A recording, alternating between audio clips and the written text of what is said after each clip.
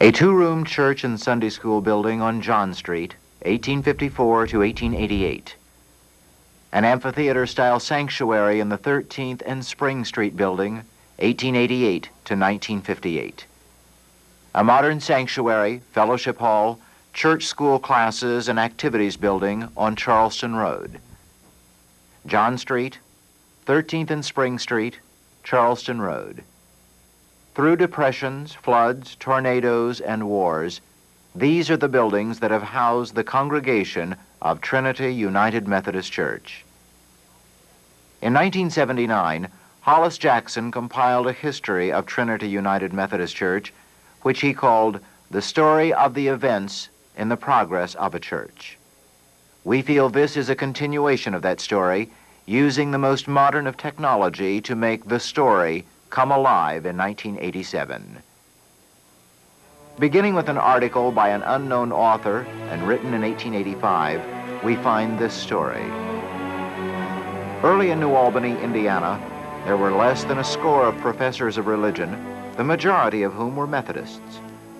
In the evening of May 10, 1817, as the moon, the queen of the night, rode majestically in the heavens, one of these professors, Elam Janung, strolled out from his home to contemplate the grand old forest and the goodness of nature's God. As he walked along the streets, thanking God for his infinite loving kindness, he unexpectedly heard a woman singing a sweet hymn in praise to the Creator. He followed the sound and found it was coming from a little beer and cake shop located on the east side of Pearl Street near Maine. There he found the proprietress of the shop, a widow named Harriet Reynolds from New Jersey, as was he. He was invited into the shop and asked Mrs. Reynolds to continue the song. She did so, and at its conclusion he inquired if she were a church member. She replied that she had been a Methodist, but as there was no church for her to attend, she had nearly become a backslider. Janung asked the widow to sing another old familiar song, How tedious and tasteless the hours when Jesus no longer I see. Both were moved by the words of the song and knelt in prayer there in the little beer and cake shop. They arranged to have a prayer meeting in the shop the next evening. From that prayer meeting, a Methodist class was organized, and in the process of time, a church was built and dedicated June 20th, 1817. The Methodists in New Albany prospered, and in 1828, a larger brick church was built in the same locality and was named Wesley Chapel. Wesley Chapel can indeed be called the Mother Church, for it was from her that the other Methodist churches swarmed off. From the small class formed in May 1818 have grown the 8 churches: Wesley Chapel, 1835, Centenary, 1839, Calvary, 1845, Main Street, 1849, John Street, 1854, Jenny DePaw, 1884, Ebenezer, 1851, and Silver Street, 1912. The meeting held on May 11, 1817, was the first religious meeting on record by any religious sect or denomination in New Albany. The Methodists have soft-pedaled the fact that Methodism was started in a beer and cake shop. However, the beer was spruce beer made from spruce leaves and was not intoxicating, and the cakes were ginger cakes. Services at John Street were so well attended that it became necessary to issue admission tickets alternately from Sunday to Sunday to members of the congregation. Membership in 1882 is recorded at 230. As the east end of the city of New Albany began to build up, John Street became too small, and February 23, 1888, official members of all the Methodist churches of the city met in Centenary Church and resolved that the interest of Methodism demands a larger church in Upper New Albany, and that all Methodists living above 7th Street, not affiliated with Jenny DePaw Church, be requested, rather urged, to join John Street congregation in the building of such a church with John Street as the basis. A committee was appointed, and plans were received and adopted for the new building on June 22, 1888. At conference held in Mount Vernon in September of 1888, The project and site were approved, and the name Trinity Methodist Episcopal Church was chosen. The church was erected on the southwest corner of 13th and Spring. It is surmised the name Trinity was chosen because there were really 3 churches represented, for quite a number from Centenary and a few from Wesley Chapel joined with the congregation from John Street to form the new church.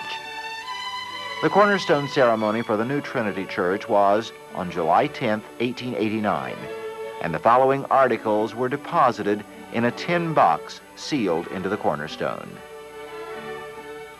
70 years later, September 1959, when the box was removed at the time the church was being torn down, some items were still in fair condition. During the 70 years Trinity stood at 13th and Spring, many exciting events took place. The church was completely paid for and dedicated on October 26, 1890. Total cost of the church and chairs, $32,147.37. John Street Church was torn down and a new parsonage built on that lot in October 1901. Groups within the structure of Trinity were very important to the congregation and to the mission of the church. In 1888, the annual conference held in Mount Vernon, Indiana, approved the site for the new Trinity Church. And in October of the same year, the women formed the Ladies' Aid Society to raise funds for an organ. Thus began a continuing effort by the women to aid the church and the mission causes around the world. In 1904, the Women's Home Missionary Society was organized. From 1904 to 1940, this group contributed $22,587 to the General Board for support of schools, migrant work, and mountaineer and Negro work in the United States and its possessions.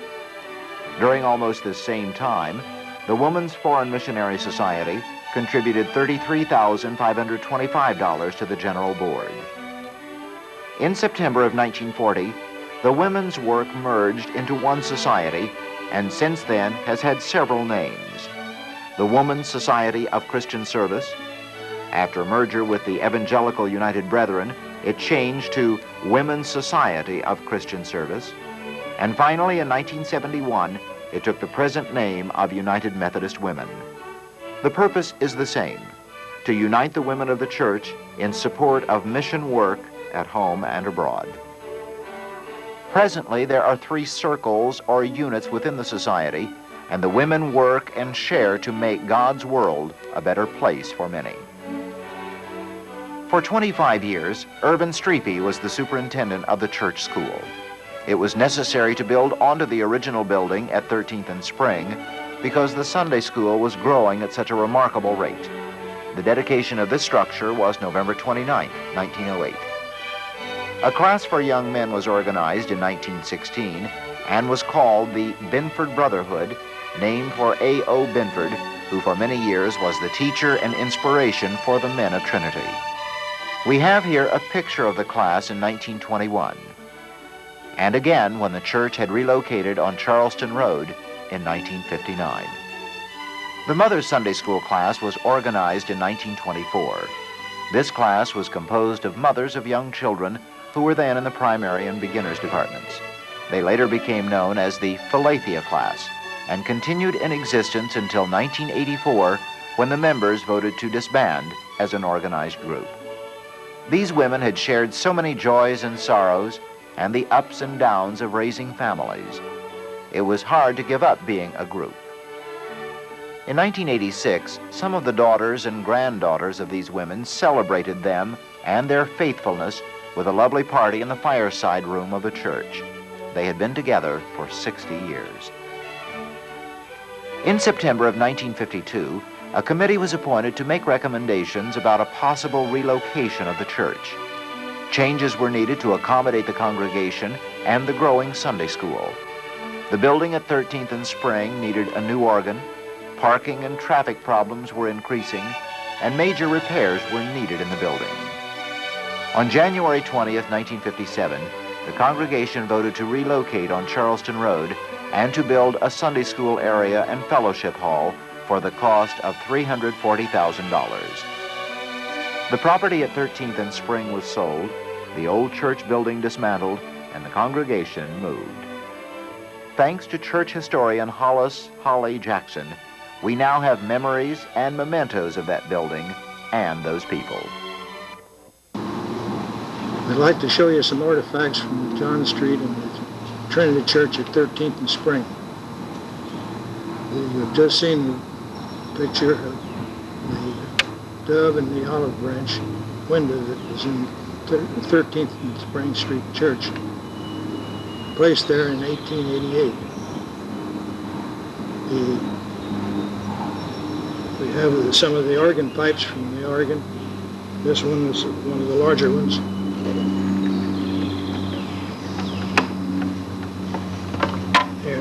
Here's a set of smaller ones.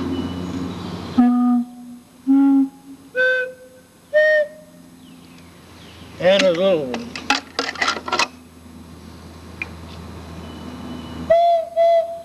In tuning the pipes, they tapped this in or took it out and chamois it on the pad there.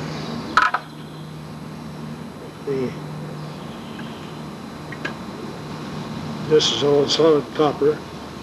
One of the door pulls, we saved those. The attendance was so large that there wasn't room enough for everybody to attend church service. So tickets were issued, and good for admittance for 2 Sundays previous to that. And they were turned in as they came to church. The Sunday school classes, a lot of them met during the week, Sunday afternoon or during the week, because of the small size of the church. John Street Church was faced what is now 11th Street, and in 1919, a program of perfect attendance was used, and you got a pin for the first year, and then each additional year was added. This one is 41 years, and this one is 51 years. This first number here is 1919. These are not all consecutive. The last one was 1983.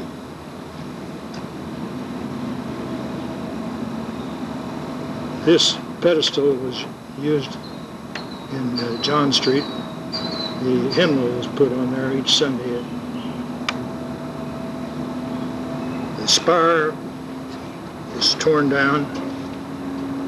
We have all the parts, but they're battered up. Someday we hope to put it together. But these brackets fit on here, and then the crown fit around here. This was fixed so it would revolve with the wind. The fellowship hall in the new building on Charleston Road was named for Reverend J. Ed Murr, a member of Trinity, who had served as a minister and district superintendent in the Methodist Church for over 40 years. The first worship service was held in Murr Hall on May 4th, 1958, with symbols carried from the old church to the new building. What a triumphant time for this dedicated congregation and Pastor Robert Gingery. The next purchase for this congregation was the present parsonage located on Castlewood Drive. It was purchased in 1967 for a cost of $33,000. On May 9, 1971, groundbreaking services were held for the new sanctuary. Reverend James Heddy, Reverend Harold Crooks, and Dr. Charles Stanton, District Superintendent, conducting the services. And nearly everyone wanting to turn a spadeful of soil, young and old alike. In this lovely facility, the choir placed a chance organ. The initial installation of 2 manuals of the organ was done in 1979, and the 3rd manual completed the organ installation in 1981. Here, Horace Cutler, church organist continuously since 1953, and 3 years before that, thrills the congregation each Sunday. Through the years, Trinity has housed a wide variety of activities and programs for both the church and the community. A kindergarten and nursery were held during the week for nearly 20 years at the church until the community incorporated kindergarten into the school system. We now have a Children's Day Out program for preschoolers, so they have a chance to socialize and the mothers can have some free time. The library was organized in 1961 and is now located in the West Hallway. A large assortment of new books for all ages have recently been cataloged and placed there. The lovely fireside room accommodates the adult Sunday school class. It is also a popular meeting place for other weekday groups. The spacious choir room accommodates not only the choir, but also many other groups needing a room with a kitchenette. In the rear of the church is the activities building. This was built by the Methodist men during the first phase of the building so that there would be a place for scouts, church school, and youth to meet. Many community groups meet here also. Trinity has an extremely active youth group, and they, along with some adult groups, enjoy taking God's Nightcrawler on traveling retreats to different parts of the United States. The Fellowship Club was formed in July 1971. This club meets once a month and is composed of retired persons who enjoy a pitch-in, a program, and the fellowship of others. One of the many activities that contributed much to the life of Trinity was the College of Life begun by Reverend Charles Elson in October of 1964. This program was recently discontinued after 22 successful years. In 1982, a group of women realized the need for a group to support single women who had been divorced or widowed. In fact, they opened the group to anyone who found themselves in that situation. It has become a real source of support, fun, and recreation for a group that is non-denominational in nature. Vacation Church School is a popular activity during the summer. Approximately 100 children attend this week-long activity. Opportunities for spiritual growth take place throughout the week at Trinity. Sunday morning classes are available for all ages, crib room through adult. Many courses are provided periodically, and several Bible studies are conducted each week at the church, in homes, and apartment complexes. Through the Interfaith Community Council, Trinity reaches out with ministries of concern. Money for school clothing, Christmas gifts for needy children, food for the food pantry, and a special Lenten offering all go directly to the New Albany community. The congregation reaches out in other ways. Once a year, a mobile unit of the Red Cross comes to the church and members donate life-giving blood. The congregation helps to support a missionary of the United Methodist Church, and we mentioned before the mission support of United Methodist Women. Some of this money is raised through a fall bazaar. During the fall, the youth of the church earn and collect money towards support of the United Methodist Children's Home in Lebanon, Indiana, a conference project. As it should be, perhaps, the heart of Trinity is centered in worship. At Christmas time, the sanctuary is decorated with greens and a beautiful Chrismon tree. The Chrismons were made lovingly a few years ago by women of the congregation.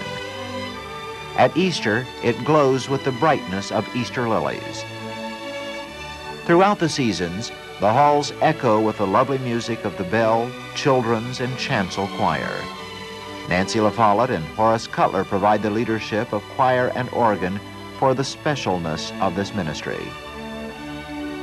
From the humble beginnings of John Street Church, the congregation and facilities of Trinity provide infants, youth, and adults of all ages a place from which they can constantly reach into the community and around the world. Whether in the sanctuary or at home listening to radio station WOBS, we gather together as a worshiping congregation on Sunday morning.